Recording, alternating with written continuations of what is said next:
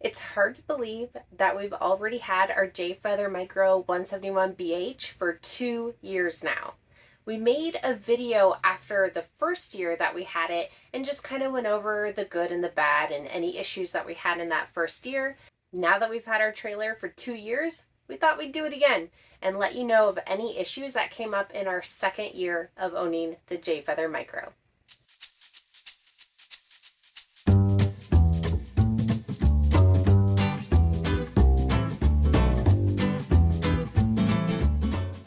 So first, I just want to give you an idea of how often we use the trailer.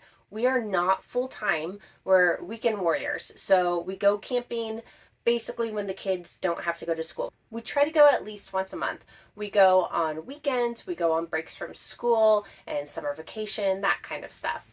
So in this last year, not the total time we've had this trailer, but just in this last year, we went to 19 different campgrounds and we towed the trailer a total of 3,250 miles.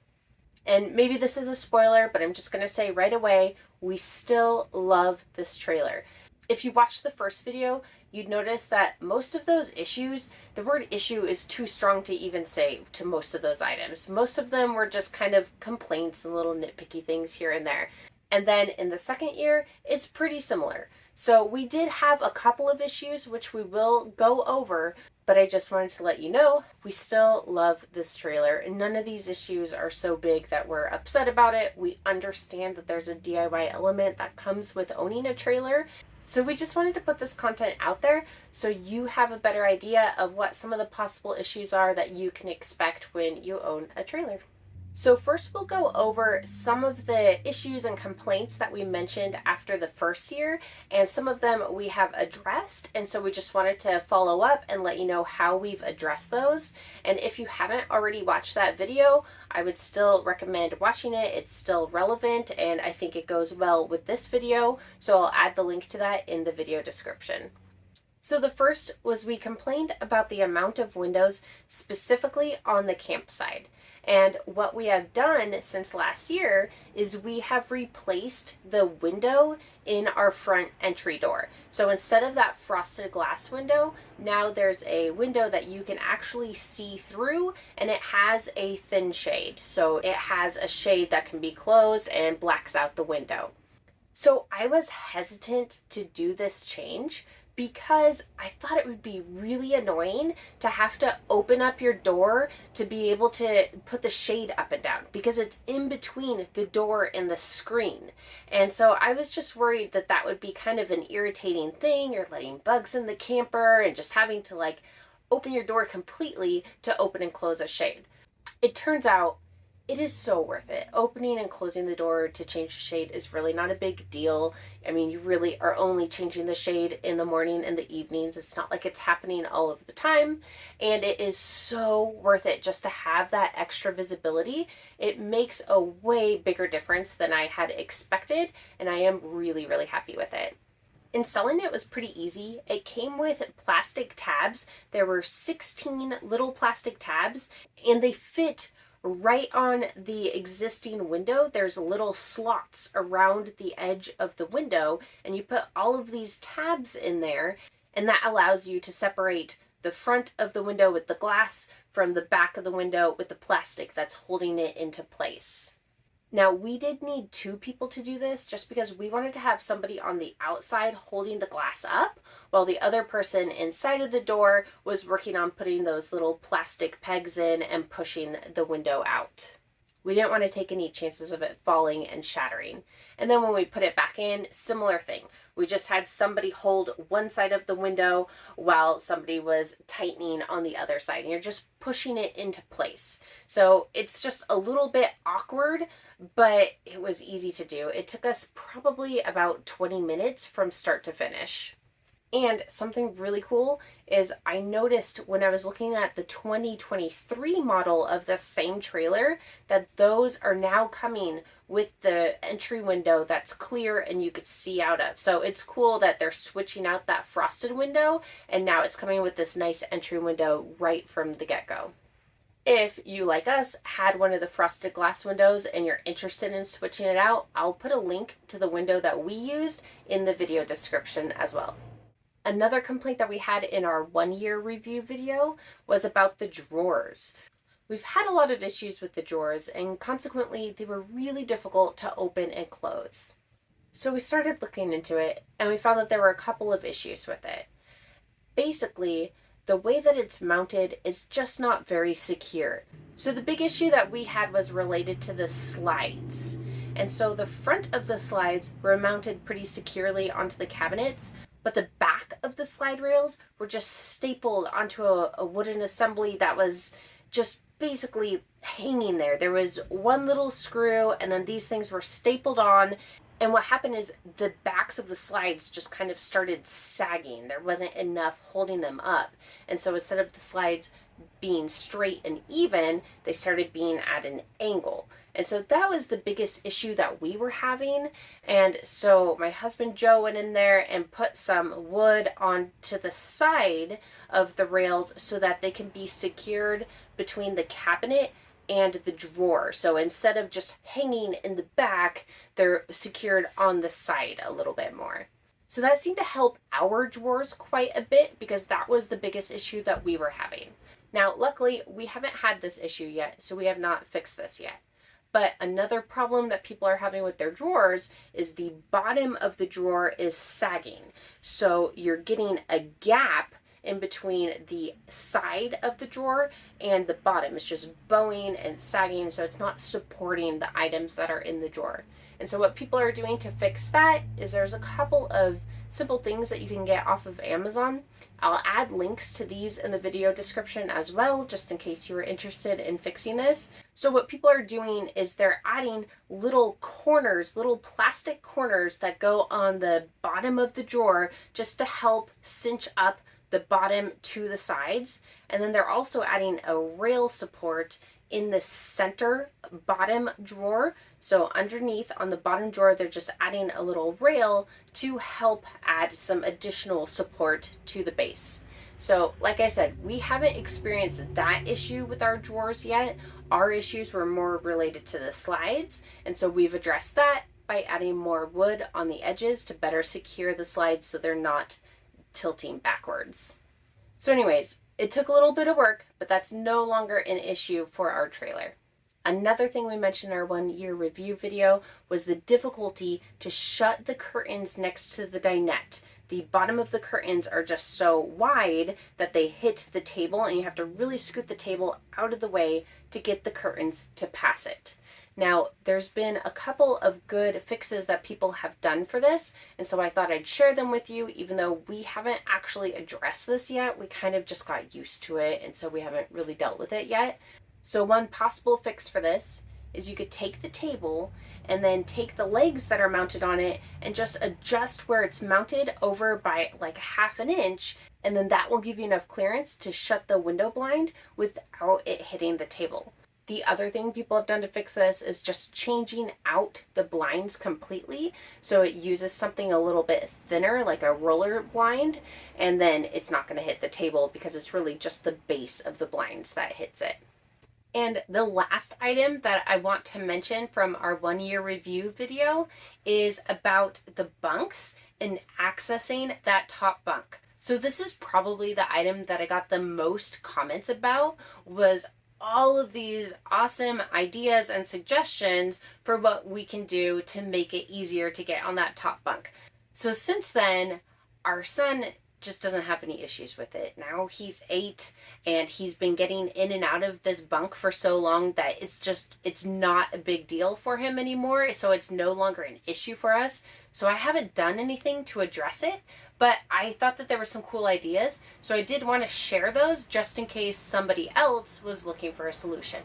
So first is in the 2023 model, they actually added a bunk ladder. So it's really cool. It just folds flat against the wall between the bunks in the bathroom, and you can just fold it out, and then it's supported on the floor. So it looks like it's pretty secure. I haven't tested it myself, but it looks like it's pretty secure and a really cool solution. It wouldn't work for our trailer because that wall is where the original solar controller is, and it's where we've put our Servo GX, so it's how we monitor our current solar setup. So we wouldn't want to put anything on that wall because it would interfere with that screen. But in the 2023, they've moved that screen, the solar controller, over to where the thermostat is. So now they have that whole wall that they could put that ladder there. So that's a really cool solution and definitely worth knowing about. And if you're interested in more content about the difference between the 2021 and the 2023, or even the 2021 versus the 2022, please let me know in the comments, because I could put together some more content kind of highlighting the differences. So if you're in the research stage and you're looking between buying new or buying used, you can see what the differences are. The other thing that I thought was a really cool solution, and this is what we would have done in this trailer if we were still looking for a solution.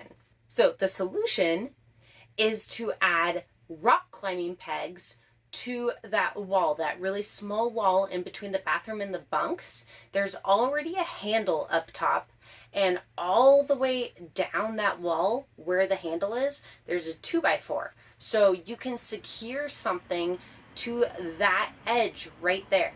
So you can add, I think you would probably only need one, but two might look a little bit better. You could just add one or two little rock climbing pegs, and that just gives a couple extra spots for them to put their feet on as they're climbing up. So I think that would be a really cool solution, and I think just having one more little step would have been a really big help when our son was a little bit younger. Okay, now let's go over the new issues that came up in our second year of ownership. So the first was a water leak. One of our PEX lines that's near the hot water heater under the bed here, it started leaking. And what happened was it only was leaking when the hot water was on. There was too much pressure built up in that hose between the hot water tank and the outside shower. It was just the way that the hose was situated. It just built up pressure and just caused a leak. So this was actually a really easy fix once we had the right tools. Of course, this happened while we were at camp and we didn't really have any way to fix it, but it was our last day, so not a big deal. We came home, and once we had the right tools, it was an easy fix. We just replaced that PEX line with a new one, and now we keep the tools to replace the PEX hoses in the trailer. So anytime we go camping, we have that stuff in case there's another leak and we just need to replace a line, we can do that. If you're curious what we use for that, I will add links to those tools in the video description. I think it's a good thing just to keep on hand because you never really know when something like that is going to come up. The next issue that we had was the USB port, or really only one of the ports, but it's all on the same little connection. One of the USB ports in the lower bunk broke. We think that this probably was caused from somebody kicking something that was plugged into it, just from some rough housing that isn't normal use. That's our guess anyways, and all we did was just get a replacement. We were able to get that same exact part, replace it, and it was a pretty easy fix. But now, just to be on the safe side, we make sure that nothing's plugged into those USB outlets while we're traveling. Another issue we had is our bathroom fan, the ceiling fan, stopped working. So you'd go to click the switch on the wall and it didn't turn on. I tried the switch up at the fan directly and that didn't turn on either, it just didn't do anything.